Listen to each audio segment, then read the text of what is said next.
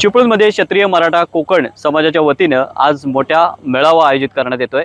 या मेळाव्याच्या दरम्यान एकच मागणी आहे की आम्हाला कुणबी नको तर सरसकट मराठा म्हणूनच आरक्षण द्या।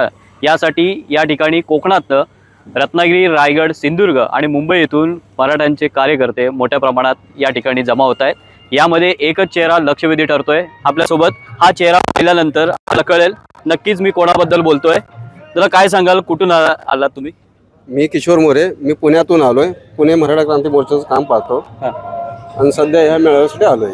आपण आपला जो चेहरा आहे तो same to same Manoj Jarange Patil सारखा दिसतोय। काय वाटते तुम्हाला पुण्यावरून आलात?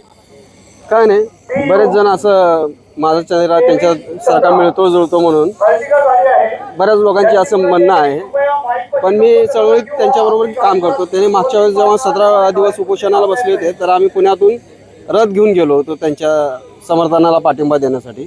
आणि ह्याही वक्ताला ते जेव्हा आरक्षणासाठी मागणीसाठी उपोषणाला बसले होते त्यावेळेस आम्ही पुण्यात बसलो होतो।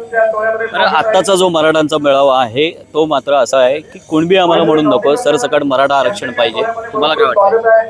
नाही, मागणी होत आहे, पण काही लोकांचं असं म्हणणं आहे की बाबा टेक्निकली इश्यू प्रॉब्लेम होणार वगैरे, त्यामुळे जसं आता समाजाच्या पाठीशी उभं राहण्याच्या हेतूने आम्ही इथं जमलो आहे। जे काय सरकारची ती जबाबदारी राहील की मराठ्यांना आरक्षण कसं टिकाऊ मिळेल याबद्दल देण्याची।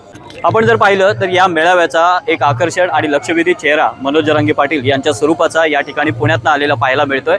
आणि या मराठ्यांच्या मेळाव्याकडे सर्वांचंच लक्ष लागून राहिलेलं आहे। रवींद्र कोकाडे, एबीपी माझा, चिपळूण, रत्नागिरी। एबीपी माझा, उघडा डोळे बघा नीट।